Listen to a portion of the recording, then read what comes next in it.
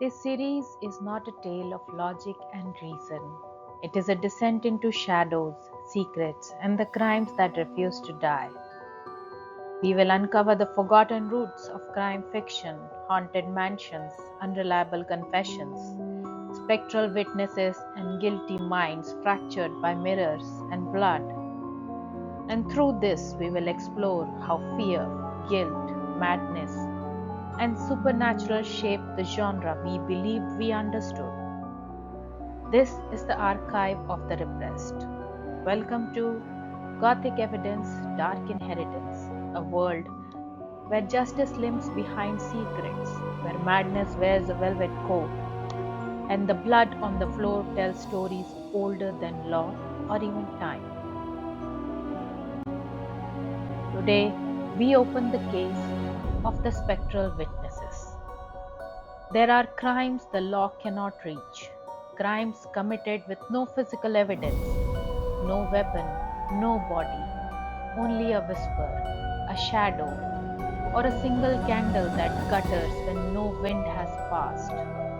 And yet, these crimes, paranormal, emotional, psychological, haunt the genre of crime fiction with a particular stubborn force. The courtroom, once the rational theatre of Enlightenment justice, does not easily admit ghosts, but the Gothic knows there are witnesses who do not die. There are truths that resist the gavel, and there is no statute of limitations on guilt. Let us talk about the turn of the screw, the masterwork of Henry James, the work of ambiguity, madness, and spectral accusation. At its surface, it is a ghost story, a governess, a remote country house, two eerily perfect children, and the lingering presence of two dead servants. But deeper still, it is a courtroom, one where the reader is summoned as judge, jury, and silent participant. I do not save, I don't want to. It's too hideous, one of the lines says. The governess offers her narrative as testimony.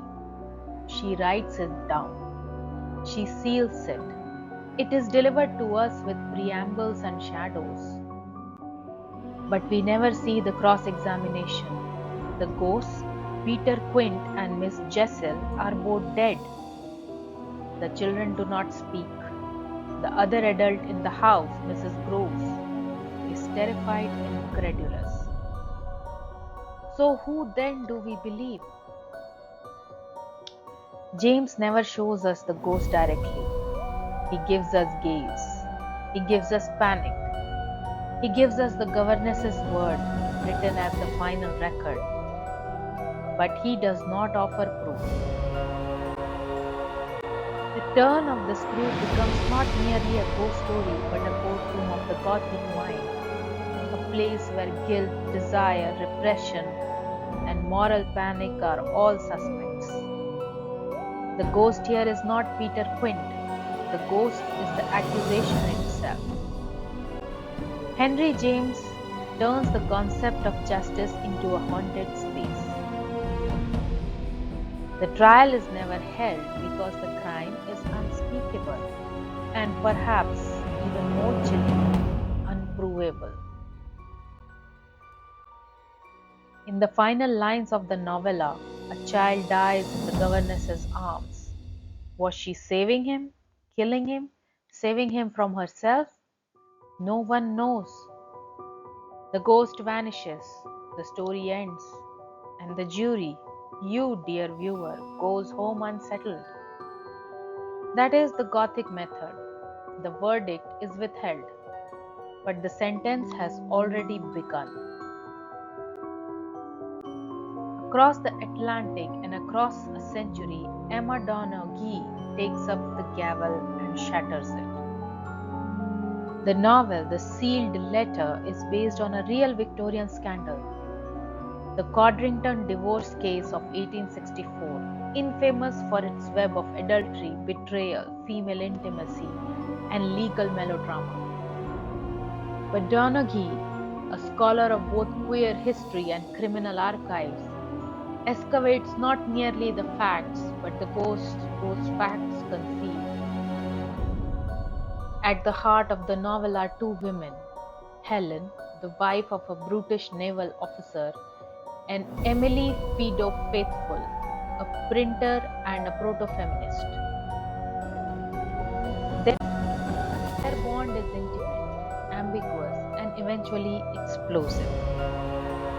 When Helen asks Fido to support her in a divorce trial, a sealed letter, a piece of ambiguous evidence comes to play.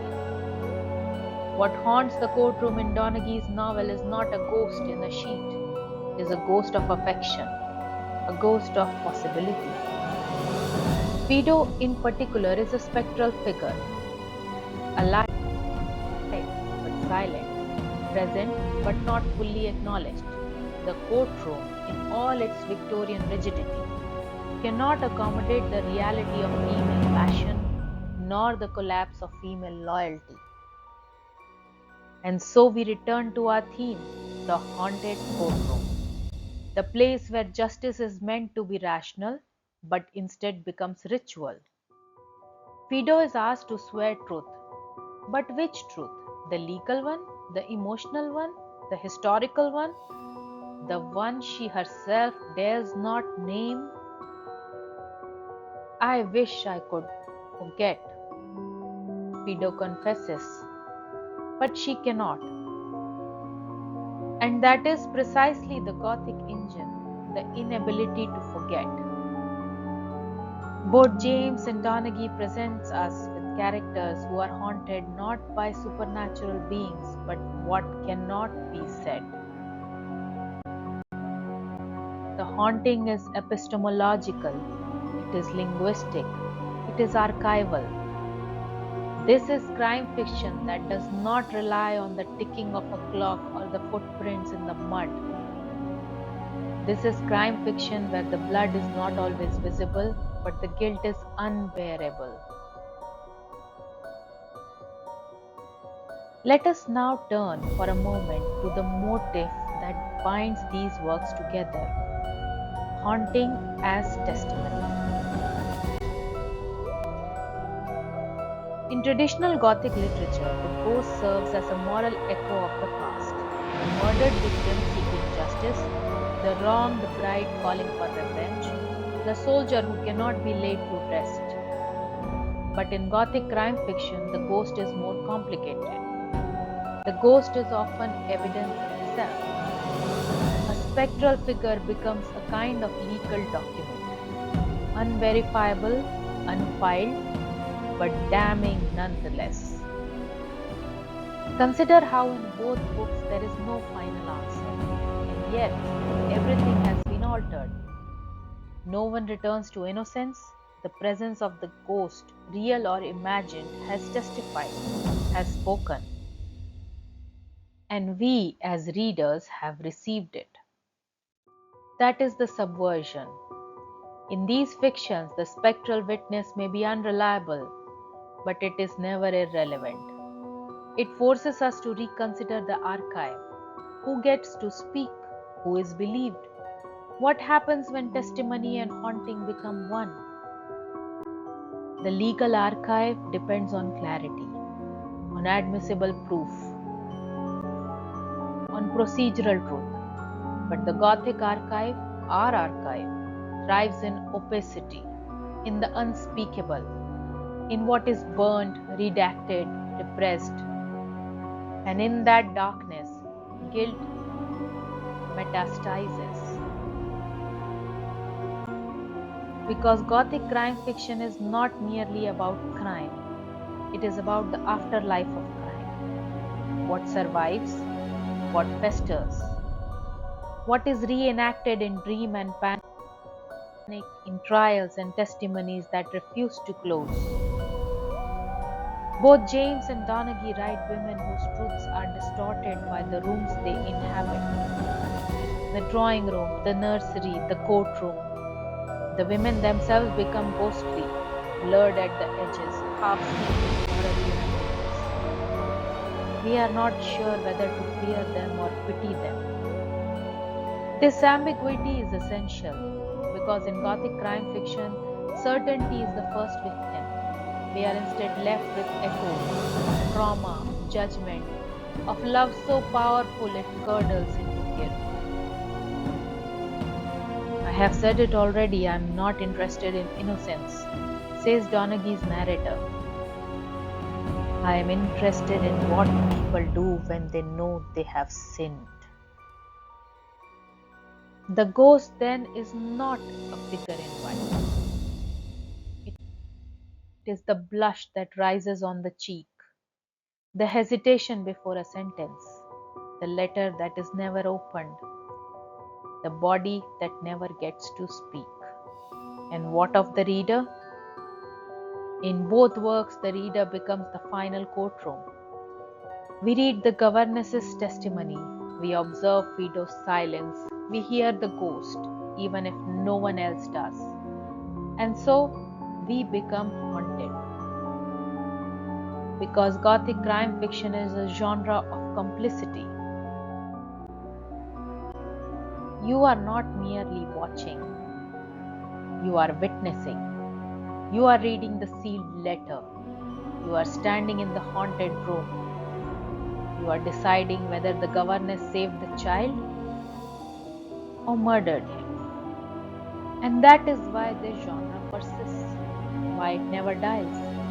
Because it knows something most crime fiction avoids, that justice is not always delivered, truth is not always seen, and that some crimes cannot be solved, only endured. Before we close, let us return to the idea of the spectral witness.